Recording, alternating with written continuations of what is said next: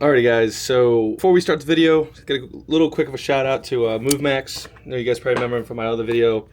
They sent me one of their suction cup thing to the side where I could put my DJI on and film outside. You guys probably seen a lot of those videos, my rolling shot videos on my Instagram. Instagram right here. Yeah, so Ferrari 812 Superfast video that was mounted with their suction cup side mount. I'll link it right here on my Instagram page right here. They loved it so much. They're great people. They sent me a new product of theirs, and it is the new adjustable telescopic rod. I think it's pretty rad. MovMax always has great packaging, as you guys can probably see. Phenomenal packaging. They always R&D their stuff very well. I'm not even saying that. You know, I'm not getting paid for this. Like, I'm not. So they always make good stuff. So let's take it out. This is nice. It has a little carbon finish on here. Suction cup goes on the side of the car. And then pump it, sticks to the side, and then right at the end right here is what I believe where I could put in the phone holder. Yeah, this is something I could put the DJI or even a camera on the back. Has a bottom end screw mount.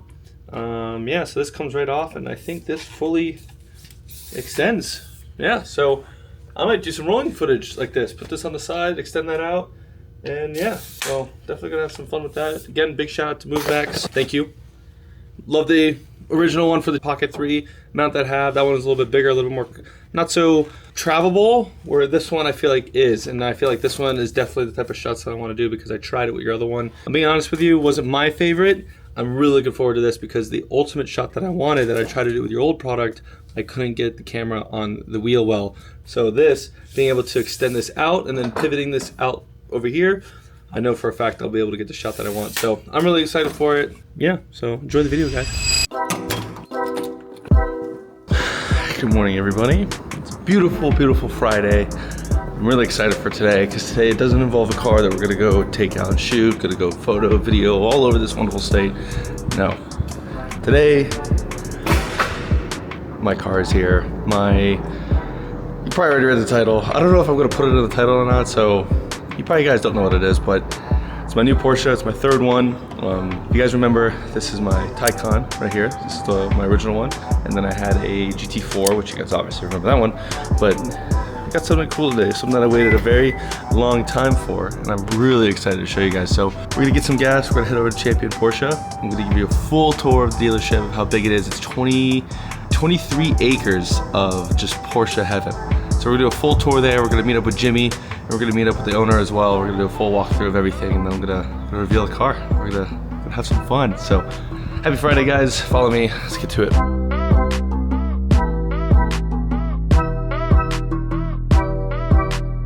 Just arrived. Jimmy's almost here, so while he's on his way, I'm gonna walk inside here, give you guys a little bit of a tour of the facility again. I don't know if you guys remember the GT3RS I shot earlier in the year. It was John's GT Silver one. That was just a brief little, we walked in really quick and we had to leave, but we're gonna do a full walkthrough while we wait for him of their massive, massive warehouse of inventory. So follow me, let's go.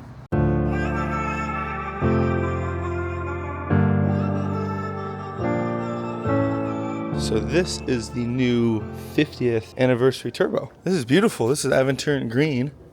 Yeah, this is Aventurine green with the new white wheel option that they're doing, and that beautiful interior. Look at that interior. Other than my reflection, but wow, that is gorgeous. Beautiful, beautiful, beautiful.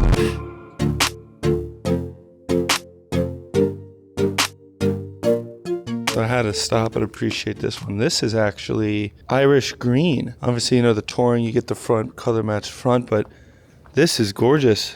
Yeah, this is Irish green. And I hate the color green, as you guys know, so for this to get my approval, it has to be pretty special. GT silver with red, kind of looks like John's spec. Beautiful. Even Ruby Star Neo. I will forever be a Ruby Star Neo fan, but I think they have something even cooler over here. What? Take a look at this. 997 GT2. Just buried back here. 997 GT2. What an absolute monster. Oh, and they have GT2 as the license plate.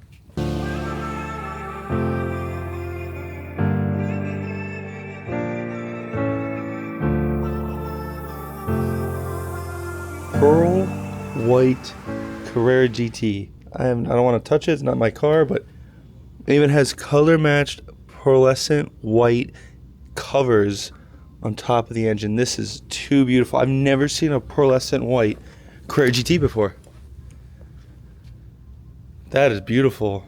I've never seen a white GT, Carrera GT before, let alone pearlescent. Satin black wheels. Dude, we're not even like, we're just getting to the halfway point, and I haven't even seen what else they have here. Another Carrera GT here. It's probably because of the recall. Obviously, if you guys know, all Carrera GTs recently had a recall, replacing all 4 tires, full suspension rebuild, coilover system. So makes sense why there's probably a lot here, but look at this. There's just so many nice cars here. Look, they even have this. This looks chalk. I've never seen this color before. This has to be one of one easily. Easily one of one. This is chalk paint. Again, I don't want to touch it. Not my car. But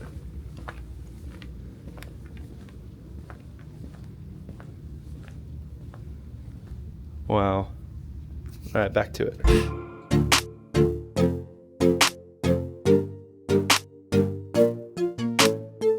Look at this. 2 limited number cars, 992 Sport Classic, 991 Speedster, as you guys can see. This has the Heritage in it. This has the Cognac interior. You can see the difference between the Cognac and the Heritage. Heritage interior is more like a peanut butter, like a light cream peanut butter, where the Cognac is a lot darker. But I'm forever a fan of the Speedster. I think these things modified is so beautiful. This lowered on wheels would be so gnarly. But overall, I'm a huge fan of the Speedster, especially with the top down. And it's not like the Spider RS where you have to manually take it off. Yes, you do have to manually mess with it, but overall, I'm a huge fan of this car. The pandemic kind of hushed it up with the transition to the 992 and stuff, so it's always nice seeing this car. I'll forever be a fan of it. Alrighty, so this is their facility. Jimmy should be here. I'm gonna go up front. I'm gonna go meet up with him.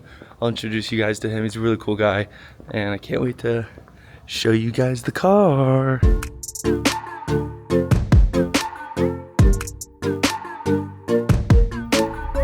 Alrighty, so Jimmy's on his way. He's pulling over here right now. There he is. There he is. Dude. Big day, buddy. Big day. Literally, what's going on, dude?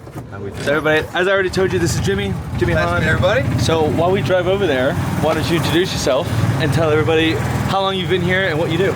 So my name is Jimmy Hahn. I have been with Champion for about 17 years now. I did motorsport for about 12 years as a mechanic. Simply doing from tires all the way to engine modifications, rebuilds, big turbos on everything. Moved over to sales I'd say about 5 years ago. Great career choice, meet a lot of good people. Kyle for one, I have known Kyle for a while. But today isn't about me. So, as I already told you guys, Jimmy is the best salesman here. In my opinion, I've known Jimmy for, I'd say, probably 5-6 years now. And he sold me my Taycan, he sold me my GT4, and today he is selling me the GT3RS. And I'm really excited to see it. Something special.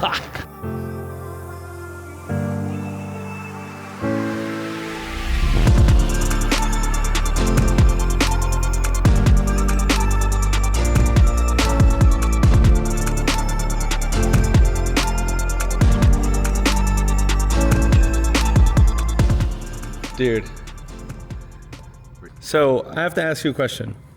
What is the key difference between the 991 and 992 that you can say? The current generation, I mean, it's a whole different car. The aero, the drive, the suspension. Which do you prefer? This is the question everybody wants to know. I have to go with the new one. No. Price-wise, if the price was the same. Oh, if the price was the same, then the new one. Why would you not go Which with the one new is more enjoyable to drive is what I'm trying to say. This is a little rougher. This gives a more sense of what the car was originally built for. Okay, got it. Have you ever had a 991? 991, no. So right now you have a 992 Carrera S. Yeah. You have a GTS coming.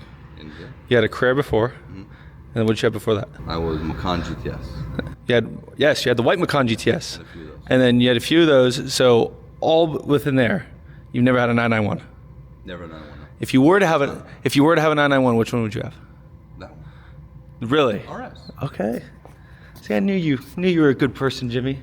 Can I take it out now, or are you busy? Or, oh, dude.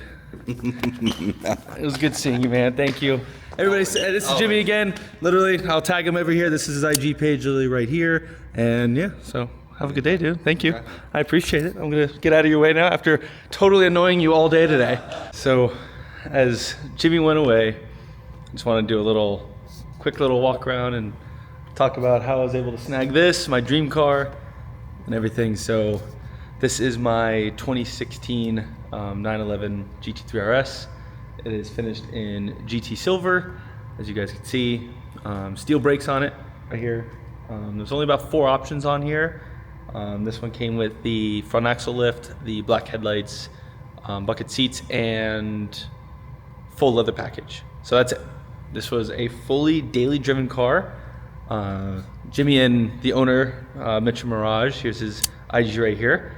Both of them were in contact with me for the longest time because the previous owner of this car had 2 cars that they were trading in for a new 992 GT3RS. So they kept me in the loop on this car for some time, and finally kept getting delayed, and the car kept getting delayed, and then finally the car showed up.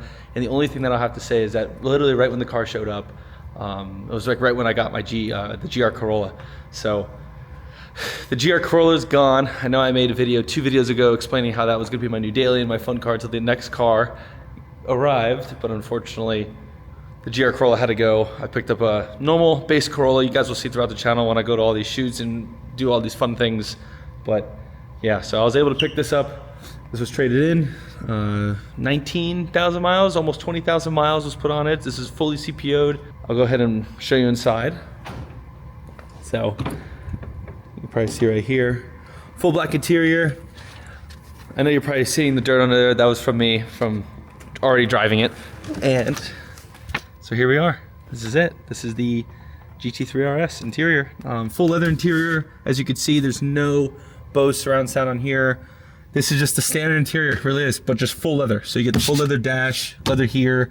Again, bucket seats from the 991.1. This does have the oh so famous pit speed button, because I just can't wait to pull into a pit area off the highway and just cruise at 50, whatever possibly could be. But so yeah, wow. First initial reactions, it's just surreal. Just, you know, this was my dream car for literally the longest time. When I first started in the Porsche world and automotive world, I remember one of the first cars, like the big flagship car for me was the ultraviolet GT3RS. And the first car I ever learned how to drive manual on was a 981 GT4.